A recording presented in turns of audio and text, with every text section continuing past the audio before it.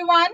Welcome to Krishna's online lectures. In this video, I am going to discuss one numerical which is related to location of centroid and center of gravity. So with the help of this particular problem, we will see how we can define the exact location or exact position of center point for a given plane or for a given body. So if we are considering any plane which is having no mass, so that is defining the location of centroid. But if any object is having mass or weight and the center point is the point where gravitational force is acting, that is defining the location of center of gravity. So here we have to define the location of centroid. So this particular diagram, let us consider this diagram as the reference diagram. So for this particular plane, we have to define the position of center point. So this particular plane is representing no mass condition. See, centroid where we are not considering any mass, but center of gravity, the center point where we consider mass and weight of the object. So let us consider this diagram. And for this particular plane, we have to define the location of the centroid or center point. So this diagram should have dimension. This diagram or this plane should have area and volume. So here all the dimensions are given. The shape of the plane we have. So for this particular shape, each and every dimension is given. So let us consider the shape as A, B, C, D, E, F. Now here, if we want to define the position of centroid, so we have to clear the shape and size of this particular plane. Either this particular diagram is symmetrical or it will be asymmetrical. So first we have to define the exact condition of symmetry.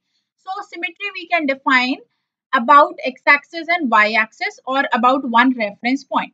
So here we have this particular shape. So visibly you can see this shape is asymmetrical because if we are dividing this particular plane into two equal parts, so we cannot divide. We are not able to divide this particular plane into two equal parts, either about x-axis or about y-axis. From any axis, it will not be divisible into two equal parts.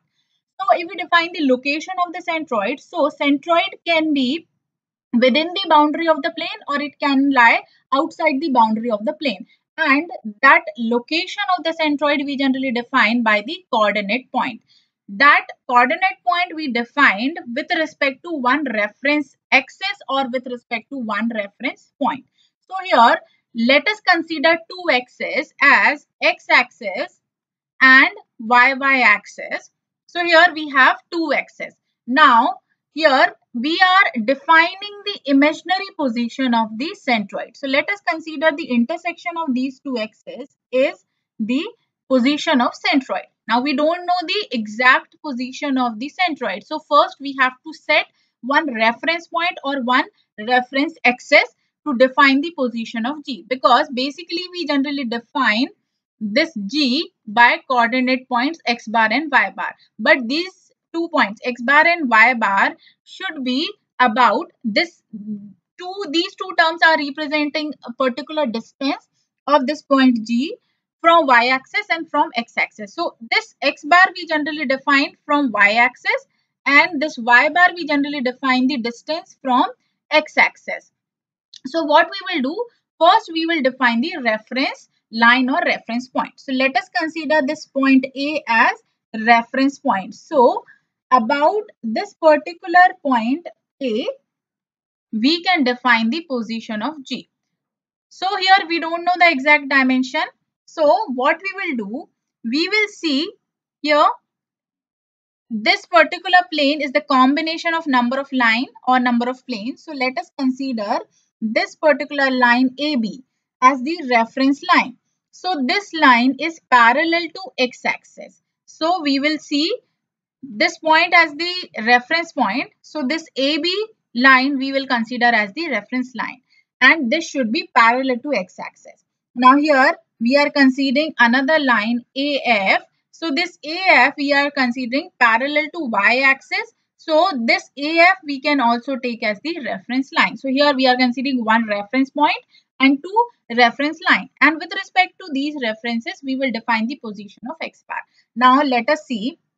This AB is parallel to x-axis, and here we have imaginary position of point G. So this position we will define as y bar from x-axis. From x-axis, the distance of reference point A and distance of reference line AB is y bar. This is parallel to y-axis. Similarly, parallel to x-axis and from y-axis, we will define the position of G from this reference point A as x bar. So if we have the value of x bar and y bar, so we can define the exact position of G. So we will apply same concept which we have seen in previous lesson. So let's start the solution. So here we have this diagram and we are considering two axes, x-axis and y-y axis, and one reference point A. So with respect to this reference point, we have to define the position of G, that is we are going to define by x bar and y bar distances. So this is our position G. So for that, we need to convert this particular plane into symmetrical plane. So how we can convert this particular plane into symmetrical plane, because this plane is asymmetrical plane. So what we will do, we will divide this particular plane into two symmetrical part or two symmetrical rectangles. So here if we are going to divide this plane into two rectangles, so this rectangle would be ABCH. So this is our first rectangle, and let us consider area of the rectangle as A1, and the second rectangle we are considering as DEFH. So this rectangle is rectangle 2 and area of rectangle 2 we are considering as A2. Now here we have two symmetrical plane. This asymmetrical plane is converted into two symmetrical plane or two symmetrical rectangles. So this rectangle 1 we can divide into two equal parts about y-axis as well as about x-axis. So for that we need to define the coordinate point. So we will consider coordinate point for rectangle 1 as x1 and y1, and for rectangle 2 as x2 and y2 with respect to x-axis and y-axis. How?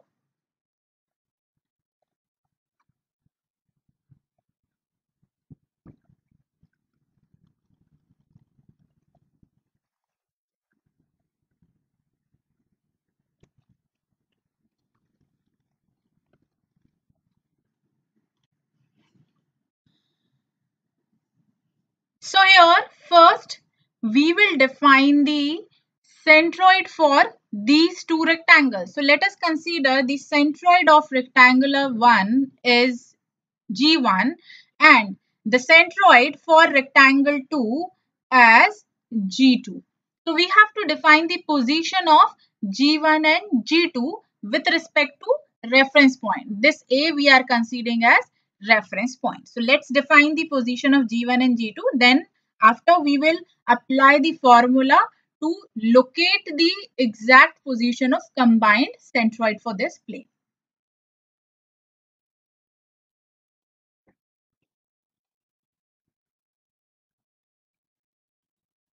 So let us consider the first rectangle, that is ABCH. This is our first rectangle and we are considering A1 as the area of rectangle 1. So we have the dimension of rectangle 1. So here we have dimension, or we can say area, that is 80 into 20.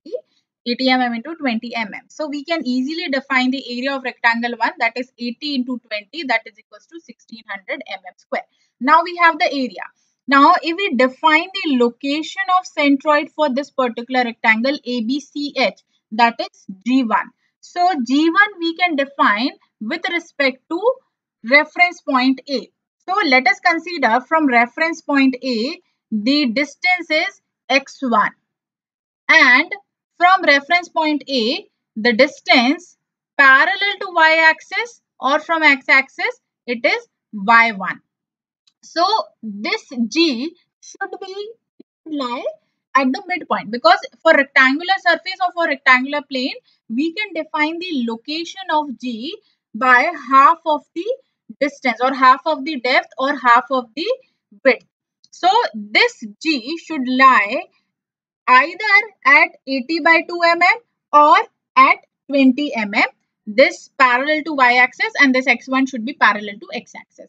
So by this we can define the position of G1. So if we want to define the value of x1, so x1 we can define by 80 by 2 mm. So this will be b by 2, width by 2, and this y1 we can define from this reference point. So this should be midpoint, so it will be 20 by 2, so this will be d by 2. So this particular distance we are considering as depth, and this total horizontal distance we are considering width. So we have the position of G by this 40 mm from point A. We are considering point A as the reference point. So from point A, we can define the position of G1. So X1 will be 80 by 2, 40 mm, and Y1 will be 20 by 2, 10 mm. So here we have these two dimensions, and already we have the area. Now let us consider another rectangle, that is DEFH. So we will define the position of G2, that is the centroid of this rectangle DEFH, with respect to point A. So let's define.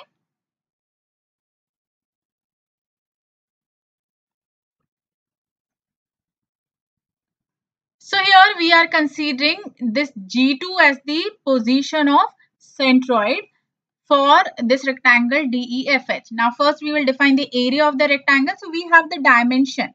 So here we have complete dimension or complete height or complete depth. So this complete depth is 120 mm. This AF we are considering as 120 mm. And if we are subtracting this 20 mm from this 120 mm, so we will get the value of HF or exact depth of this rectangle 2. So the area will be this particular distance, it should be 100 mm. So here we have area 100 into 20, this distance we have 20, so it will be 2000 mm square.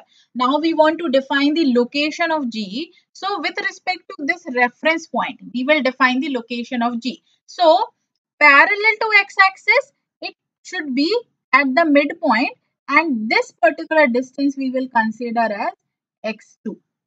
And this x2 should be half of this distance which is parallel to x-axis. So this will be 20 by 2. This dimension 20 by 2 is representing the value of x2. So it will be 10 mm. Now we have to define the value of y2. So y2 we will consider from this reference point A. So this should be this particular distance. So y2 we will consider from point A as the position of G2, the second coordinate of G2 parallel to y-axis or from x-axis. So here this G2, it will be, here we have this particular distance as half of the 100, and it should be added with this 20 mm. So this y2 will be from this point, so it will be 20 plus 100 by 2, so it will be 70 mm. So we have, or we can define the position of this G2 by x2 and y2 coordinates. So this G2 we can define as x2, y2, and G1 we can define as x1, y1. So here we have the coordinate of G1 and G2 for both the rectangle. Now if we want to define the common centroid for this particular asymmetric plane, so we will apply the formula.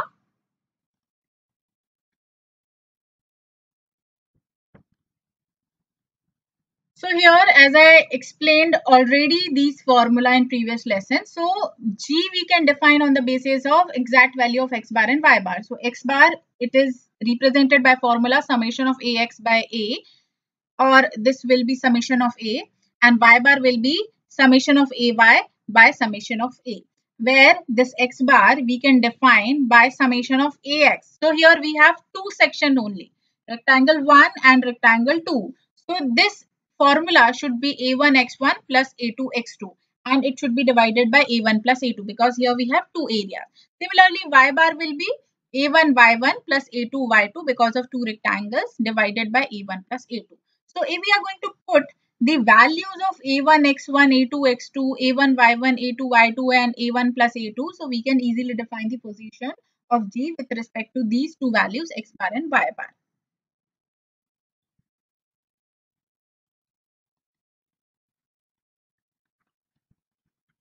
So here we can define the value of X bar. So here these two formula we are going to apply. So we have all the values. From here we can use A1, X1 and Y1 value.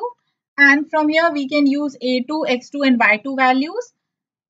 And we will put all these values here in these two formula in place of A1, X1, A2, X2, A1, Y1, A2, Y2 divided by A1 plus A2. So we are going to put all these values. So it will be 1600 into 40 plus 2000 into 10 divided by A1 plus A2 will be 1600 plus 2000. So X bar value we have 23.33 mm and Y bar will be A1, Y1. So A1 value we have 1600, Y1 is 10.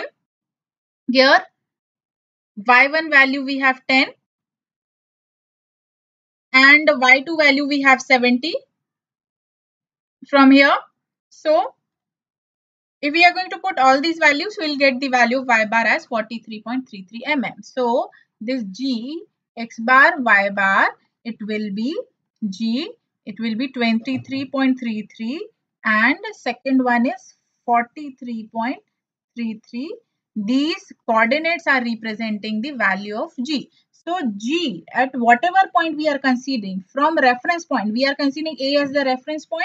So this X bar is representing the value of or the position of this point G from y axis and this y bar is representing the position of G from x axis. So this is the numerical. So with the help of this numerical, you will get the idea how we can calculate or how we can define the exact location of centroid. Thank you so much for watching this video. You can rate, review and share this lesson with your friends and your known people. And if you want to watch more lessons related to mechanical engineering, please subscribe the channel.